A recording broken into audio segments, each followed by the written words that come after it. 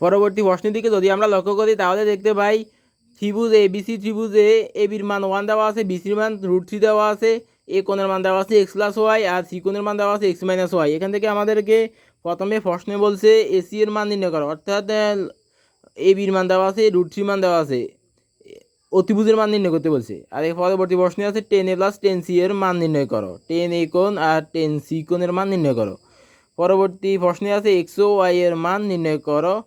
তাহলে এখান থেকে আমরা ত্রিভুজে ABC আগে চিত্র আঁকি। তাহলে ABC, এখন এই কোণের মান x+y আর সি কোণের মান x-y, এবির মান 1, বিসির মান √3। এখন বের করতে হবে এসি। তাহলে এখানে আমরা যদি পিথাগোরাসের উপপাদ্য প্রয়োগ করি তাহলে লিখতে পারি পিথাগোরাসের উপপাদ্য অনুসারে, এখানে এই পিথাগোরাসের উপপাদ্য অনুসারে অতিভুজ স্কয়ার ইকুয়াল টু লম্ব স্কয়ার যোগ ভূমি স্কয়ার। তাহলে AC square equal to AB square যোগ বিসি স্কয়ার। এখন এখান থেকে এসির মান স্কয়ার অপর পাশে গেলে রুট, এবির মান 1 আর বিসির মান √3। তাহলে এখন 1 স্কয়ার মানে 1 আর স্কয়ার রুট কাটা যায়, তাহলে 3, 1 + 3 মানে 4, √4 মানে 2। তার মানে আমাদের অতিভুজের মান এসির মান হয়ে গেছে 2। এখন আমাদেরকে বের করতে হবে 10a আর 10c এর মান।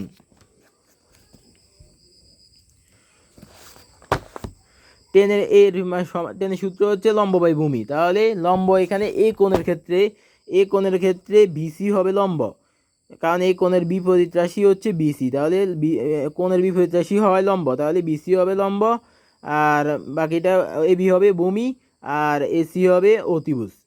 তাহলে এখন লম্ব বাই ভূমি 10 এ সূত্র হচ্ছে লম্ব বাই ভূমি, তাহলে বিসি বাই এবি, তাহলে √3/1। √3/1 মানে √3, তার মানে 10 এর মান হচ্ছে √3। এখন 10cর মান, 10cর ক্ষেত্রে সূত্র হচ্ছে লম্ব বাই ভূমি। তো এখন সি কোণের ক্ষেত্রে সি কোণের বিপরীত রাশি হবে লম্ব, তাহলে এবি হবে লম্ব, বিসি হবে ভূমি। তাহলে লম্ব বাই ভূমি এবি বাই বিসি, অর্থাৎ 1/√3। তাহলে 10cর মান হচ্ছে 1/√3। এখন আমাদের বের করতে হবে 10a + 10cর মান। আমরা 10 এর মান পেয়ে গেছি আর 10cর মানও পেয়ে গেছি। তাহলে এখন লিখি 10 এর পরিবর্তে √3 আর 10cর পরিবর্তে 1/√3। এখন এখানে √3 নিচে মনে মনে 1 আছে, এটা উপরের রাশি, এটা নিচে মনে মনে 1 আছে, 1 আছে। তাহলে এখানে নিচে আছে √3, এখানে আছে 1, এই দুইটার যোগ আকারে আছে, তাহলে ভগ্নাংশের যোগ। তাহলে হরে লসাগু করতে হবে, √3 আর 1 ভিন্ন রাশি, তাহলে গুণ করে দিতে হবে, √3 × 1 মানে √3। এখন এখন এই √3 সাথে গুণ হবে, তাহলে √3 × √3, কারণ 1 দ্বারা হর দ্বারা লসাগুকে ভাগ, তাহলে 1 দ্বারা √3কে ভাগ করলে হবে, √3কে যদি 1 দ্বারা ভাগ করি তাহলে √3 হয়, নিচে 1-এর দাম নেই, √3। এই √3 ভাগফলকে লব দ্বারা গুণ, √3 × √3 মানে কি √3 স্কোয়ার, মাঝখানে আছে কি প্লাস, √3 দ্বারা √3কে ভাগ করলে হবে 1, হর দ্বারা লসাগুকে ভাগ, তাহলে 1, আর 1 গুণ করলে হবে 1, ভাগফল দ্বারা লবকে গুণ, তাহলে 1। এখন স্কোয়ার রুট কাটা যায়, তাহলে 3 + 1 মানে কি 4/√3। এটা কার মান? 10a + 10cর মান। তাহলে আমরা এখন পরবর্তী প্রশ্নের দিকে যদি লক্ষ্য করি, এক্স ও ওয়াই এর মান নির্ণয় করো। তাহলে এটা আমরা নির্ণয় করি, এখানে আমরা ত্রিভুজটাকে আঁকতে পারি। ত্রিভুজটা ABC, এবির মান 1, বিসির মান √3 আর এসির মান 2। এটা পিথাগোরাসের উপপাদ্য থেকে পেয়েছি। আর এ কোণের মান x+y আর সি কোণের মান x-y। এখন আমরা যদি এই কোণকে বিবেচনা করি তাহলে 10 দিয়ে আগে আমরা এই x+y এবং এক্স ও ওয়াই এর মান নির্ণয় করতে পারি 10 দিয়ে। তাহলে 10 যদি এই কোণের ক্ষেত্রে 10 এ সমান লম্ব বাই ভূমি, তো লম্ব এই কোণের ক্ষেত্রে লম্ব হবে বিসি, এই কোণের বিপরীত রাশি লম্ব, তাহলে বিসি লম্ব, এবি ভূমি। তা আর বাকি, তাহলে এখানে বিসি যদি লম্ব হয় আর এবি যদি ভূমি হয় তাহলে বিসি বাই এবি, তাহলে √3/1 মানে √3, তাহলে 10 এই কোণ এর মান হচ্ছে √3। এখন 10 এই কোণ এই মান যদি √3 হয়, 10 কত ডিগ্রি মান √3? আমরা জানি 10 60 ডিগ্রি মান √3, ওই পক্ষ থেকে 10 বাদ, এর মান 60 ডিগ্রি। এখন এই মানে কি, এ মানে হচ্ছে x+y, এ কোণ মানে x+y, তাহলে x+y = 60 ডিগ্রি। এটা হচ্ছে 1 নং, এটাকে 1 নং দিতে পারি। পরবর্তীতে আমরা লিখতে পারি 10c থেকে আমরা x-y এর মান বের করতে পারি।